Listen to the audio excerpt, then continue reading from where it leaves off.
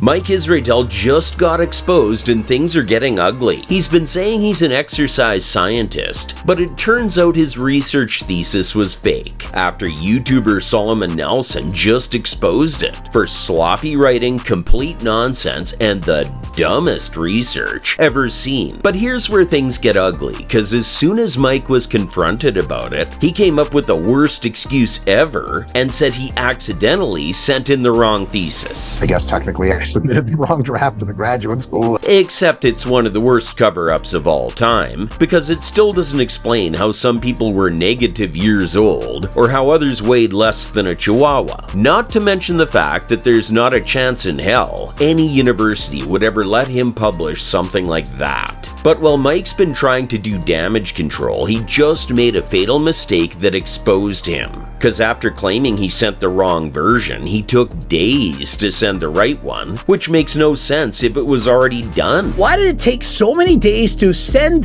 the eventual edited final draft? Not to mention the fact that the paper he sent was under the ownership of his marketing team. Except what on earth do they have to do with scientific research? Why does a digital marketing agency have Mike Israetel's final thesis? Given the fact that Mike just dropped the ball completely and made everything worse by trying to lie his way to a PhD.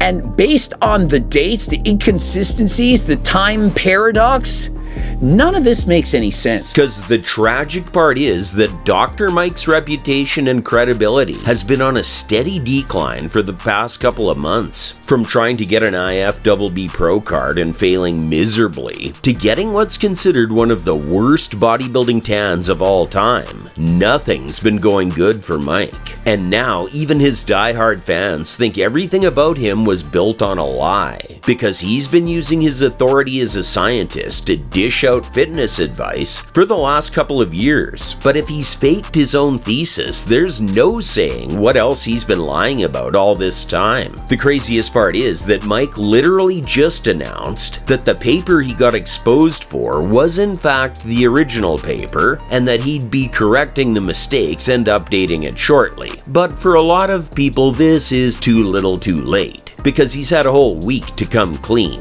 and the only reason he's being honest now is because the evidence against him is just way too overwhelming for Mike and his team to gaslight fans. But what do you think? Is this the end for Dr. Mike Israetel? And should we even be calling him a doctor in the first place if he actually faked his research paper?